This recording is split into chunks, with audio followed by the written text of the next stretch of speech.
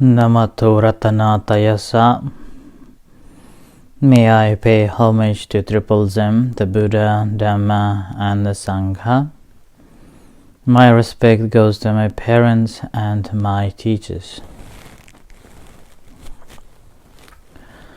Hello, good evening. Today is Sunday, the 14th of June 2020.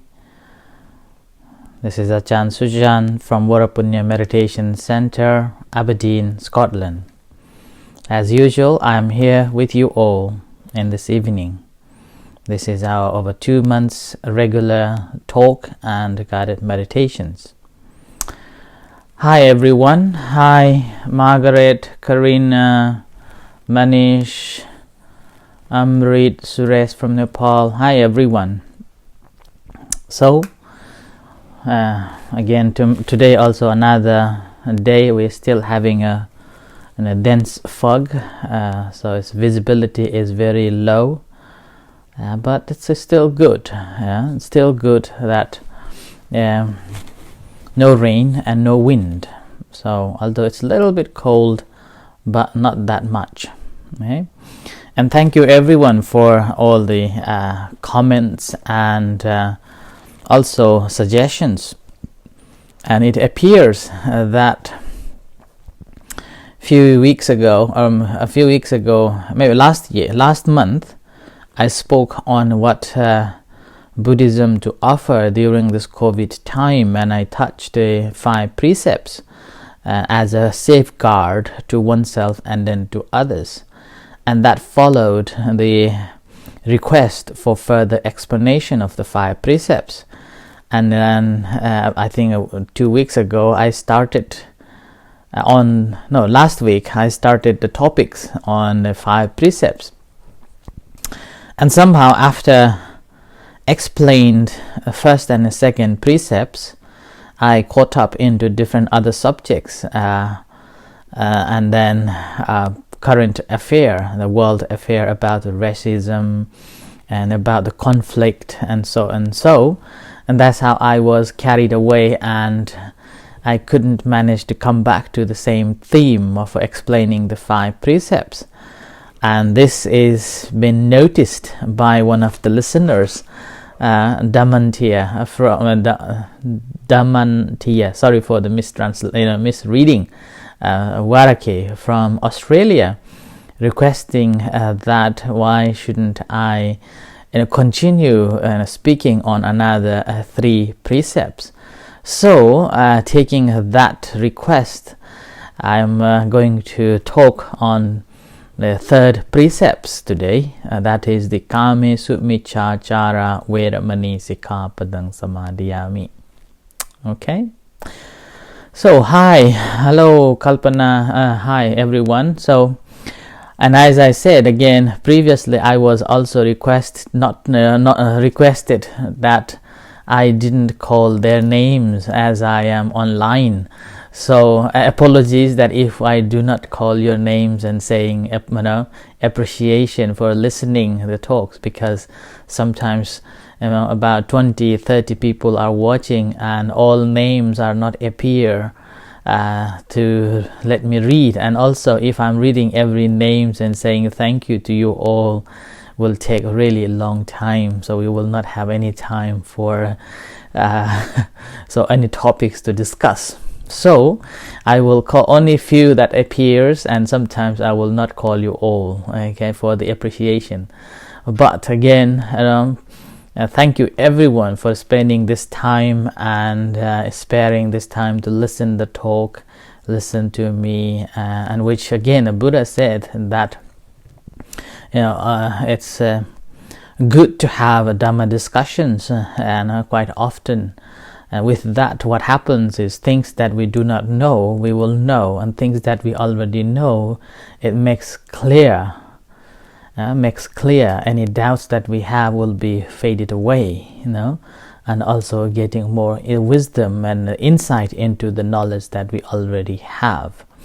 So with this in mind, I have no any other intention apart from giving you so-called Dhamma Dana, as the Buddha said that the Dhamma Dana Sabbadanang Jinati, which means giving the Dhamma excels any other givings. Yeah. So that doesn't mean we cannot give any other things too. We can. But again, giving a dana as a Dhamma or as a teachings or as a guidance is always more beneficial. If there is a story like if you are feeding a person every day, we do not know how many days we can feed, but if we teach them how to fish or how to cultivate in a field, then that skill will last rest of their life. So that's why giving a dana as a Dhamma dana, as a teachings or a guidance, is always classified as excelling, the greatest giving a dana. Okay, so this is the pure motive of coming here, being with you during this. Actually, we began this simply because wanted to be part of your isolation, lockdown time, being with you and giving you some insight on the Buddha's teachings and how to practice in daily life. And that's how it's been carrying until now, from early April. So thank you everyone for joining me again and again every night. So as I said, today I will go on to the precept number 3. And as we know that the 5 precepts are the fundamental teachings or the precepts that Buddha encouraged us to learn and practice. And again, just to recap, that this is not as a commandment that you have to practice. If you can, it definitely will bring a lot of benefits. But when we observe the 5 precepts, simply saying that observe the training of this and that. Okay. So, and again, in a Buddhist tradition, particularly in Theravada Buddhism, whenever we organize or whenever there is events, religious events, always everyone will be asked to observe the 5 precepts. At least during that time, we are free from any violations of the 5 precepts.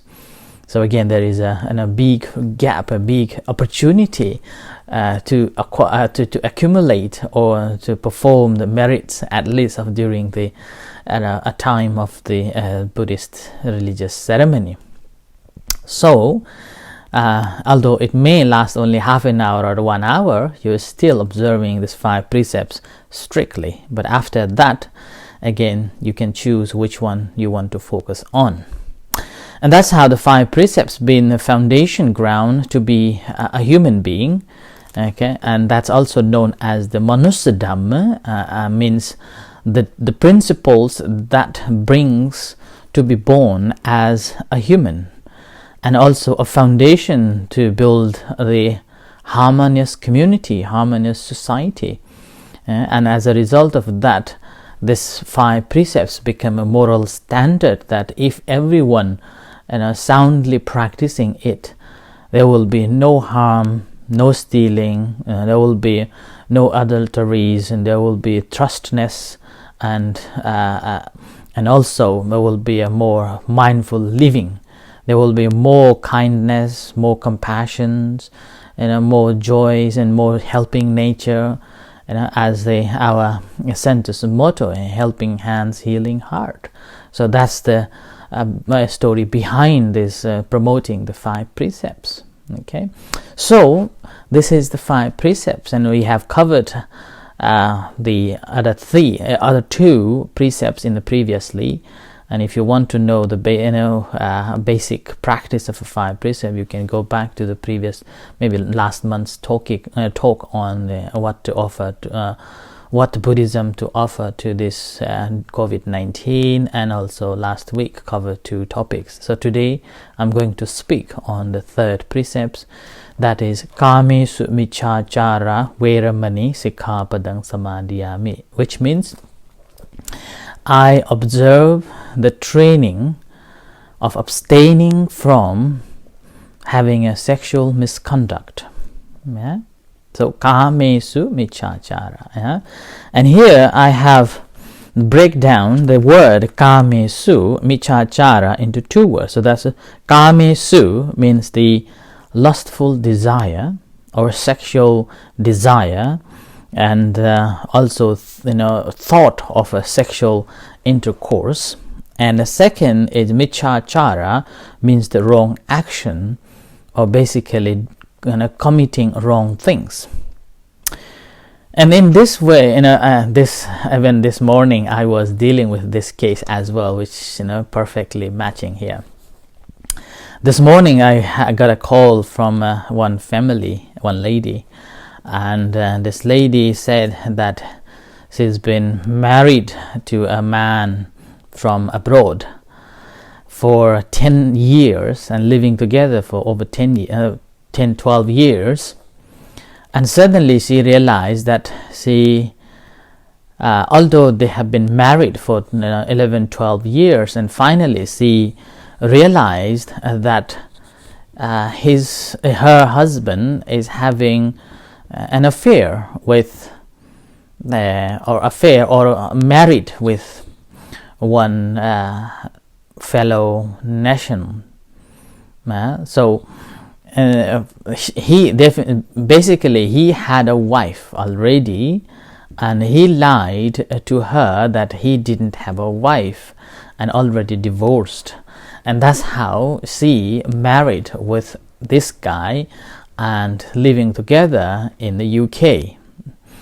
And now she found that he was lying, and that's how caused the friction and caused a difficult time and mistrust, and with that causing her kind of a depression and causing her stressed, and now she is confused at what she is going to do and what she can do and that sort of things. And she asked me what should she do, and as a Buddhist monk it is not appropriate or to suggest that you break away, or you just give a divorce, or you something like that.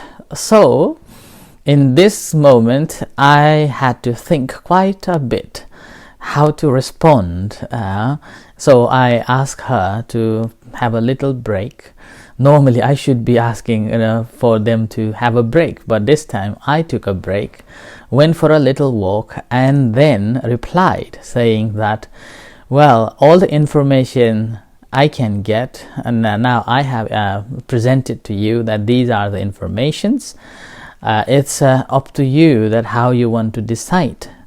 But the first you should talk to your husband and find out from his own the reality, and see that where it maneuvers, where it maneuvers towards right or left, and after that you can make a decision. So that is the consequences of having this extra affair. Okay, so, and that's why, and that's one case. And another case that was a gentleman who was like having, like, again, this kind of a stories I hear a lot.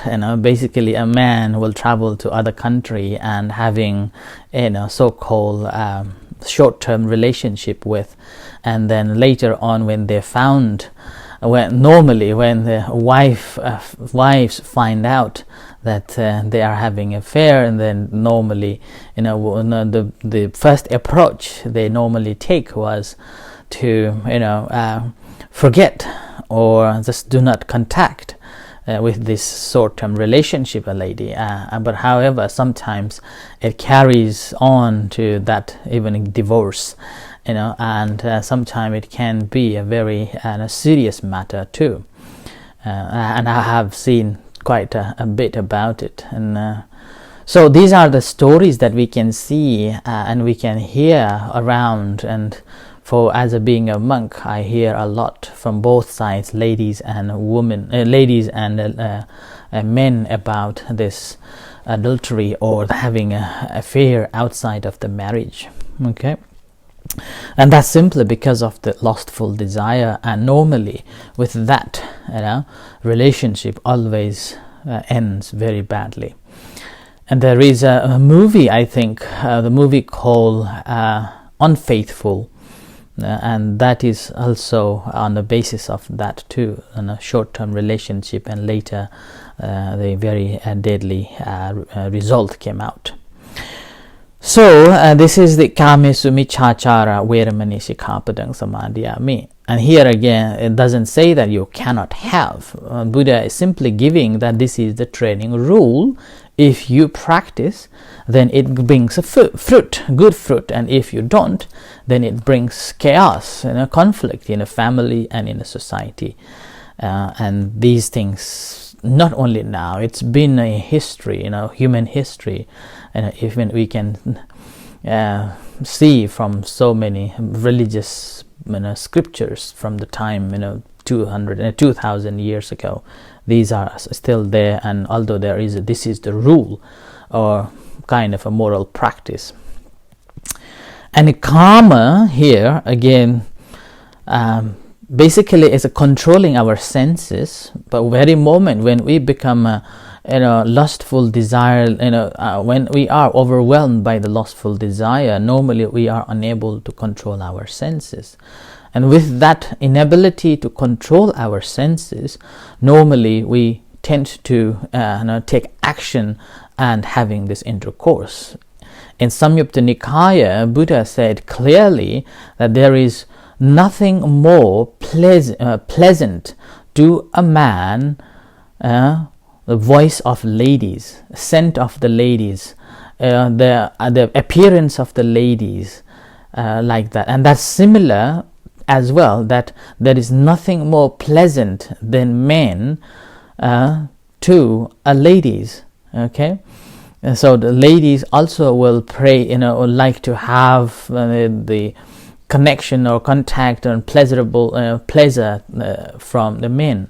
So this is the human nature is there, and as a result of that, the karma here basically means the restrain our senses. But not able to restrain our senses, then normally we go into committing these adulteries.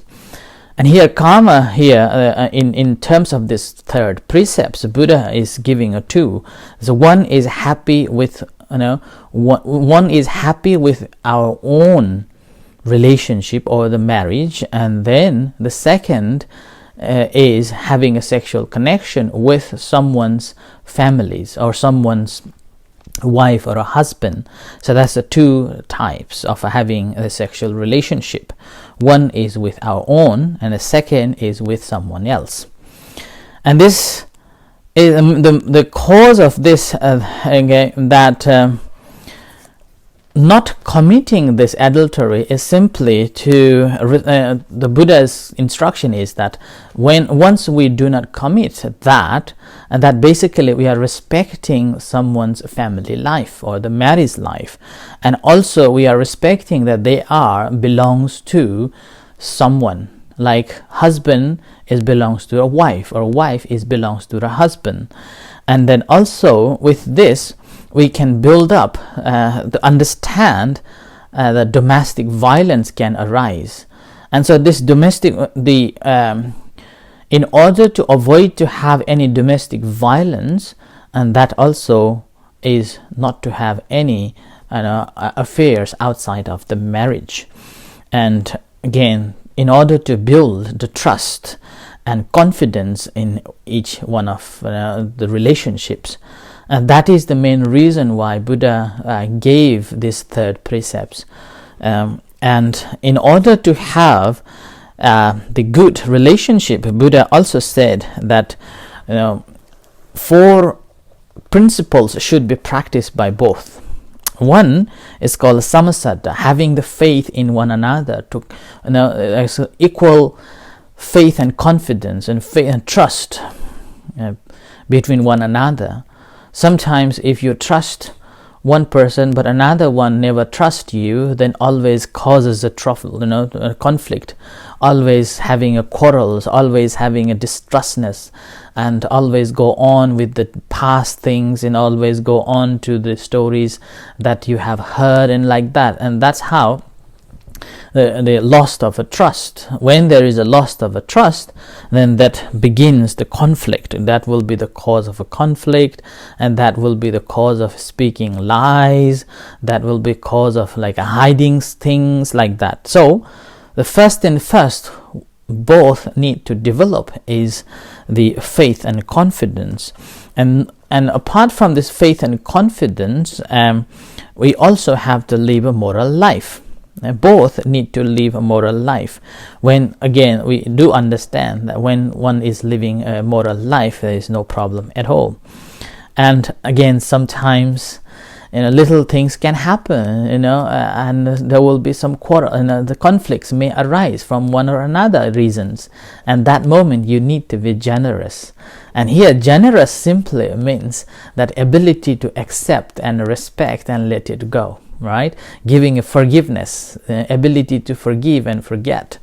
So ability to forgive and forget is one of the key part of the successful marriage life, and that also would keep within the relationship rather than going into having any short-term relationship or having an affair. And always be wise, before reacting or before staying into it. So that is the reason of why one should have a good relationship with your affairs. And in this wise here, like having a wiseness or having a wisdom is simply to define that everyone has got the past. Who hasn't got the past? Everyone has been through the stories after stories. And once you have married, then you have to be wise enough to be satisfied with your relationship. And then once you have made a decision to live with your relationship, you shouldn't be bringing the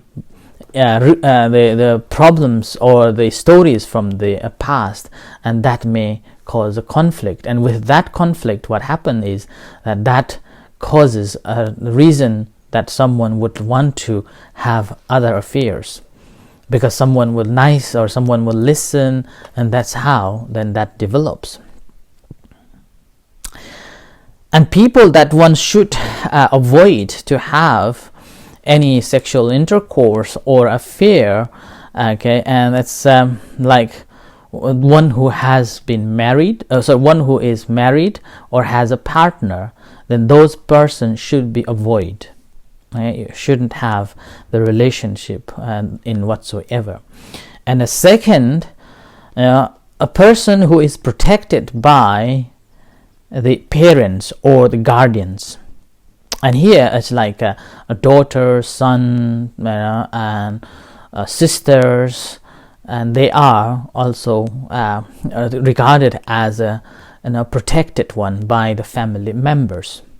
Okay, and then there are third category, that those who are protected by the religious order. In that case, again, we shouldn't have any relationship at all. Okay, it's like in Buddhism, like monks and nuns, like that. So should be avoided to have any sexual intercourses or having any relationship. So these are the four categories that divided, that one shouldn't have any lustful desire and relationship with it. Okay, so but the beauty of Buddha's instruction, that it's not that one will go and commit immediately. There's always a process to go. So Buddha gave three principles that one will go and commit. So number one says akamaniya wattu, which means unsuitable to consume or unsuitable to have any relationship.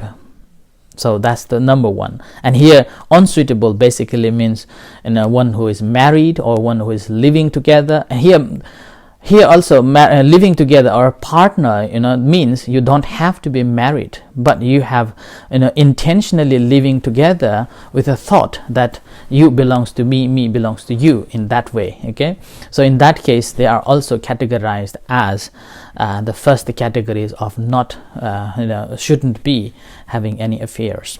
So, and that is the first one, that we know that they are not, they shouldn't be, we shouldn't be having any intercourse with these people. So knowing that, the number one, akamaniyang. And despite of knowing that we shouldn't be having any intercourse or unsuitable to have an intercourse, and still have intention to have it, so lustful desire arises, and then that's the second. So we generate the lustful desire, or basically we cannot control our senses, and immediately after we have seen them or having discussed or talked to, then again this lustful desire generated, and the intention to have the sexual misconduct, sexual intercourse generates, and still not taken as a wrong. And the third is called payoko, which means you have taken action. So you have tried, to different forms of, going into, meetings and like that. And then the last, magkhena makha patipatti adivasana, which means you have a sexual intercourse, and then you have violated this number third precepts. Okay, so that's why always we need to check the object, and here object means the unsuitable people to have any sexual intercourse, and the second, intention. So we always have to check our intention and then the result after we have taken an action. Okay, and and as I already said, the result of having these adulteries always brings mistrust, wariness, and always wary that what is going to happen, whether he or she is having an affair or with someone or not, like that. So the mistrust begins, and as a result of that mistrust, crack will begin in the family. The conflict will begin, and both will be trying to find different ways to see what is wrong and what's going on, and checking everything. And as a result of that, what happens is both are living in a wary and fady, when it causes a lot of mistrust and like that. And in order to prevent from it, once preventing is simply to have the truth, having the truth or faith or trust each other, and then having the patience to deal with different emotions that may come in a family, and also ability to forgive and forget. And this is the way how we live in a family. But if someone is having the sexual intercourse or adultery, normally what happens is that not only the family problem, there is a possibility of having any sexual related diseases may come, like AIDS, and other diseases may come and causes trouble. And in terms of the Buddhism and the cause of that, it says that it's not to offend any transgender. It says that if someone is too much onto it, next life may become and reborn as a human. If he be born as a human, possibility of becoming a transgender and like that. And also the facial expression will be not good, and born in a very deprived way, sort of like that. And these are some of the things. So that's as a result of that. Number 4, the precept number 3 basically is given to respect one another and be happy in your own relationship, and also building the trust in one another. So these are simple way of understanding the precept number 3. Okay, so this is the sexual misconduct, or the precept number 3 basically means I observe the precept of not having a sexual misconduct, and here unsuitable people are simply married, or someone is protected or by the customs or culture and religions. So basically the conclusion is be happy with your relationship, and that will bring respect, trust, and also family will be happier. Okay, so I offer this as a reflection talk for today, and in a few minutes we will have a evening chanting and guided meditation. You're most welcome to join with us. So with this, thank you, and thank you everyone for watching and listening. See you shortly. Thank you.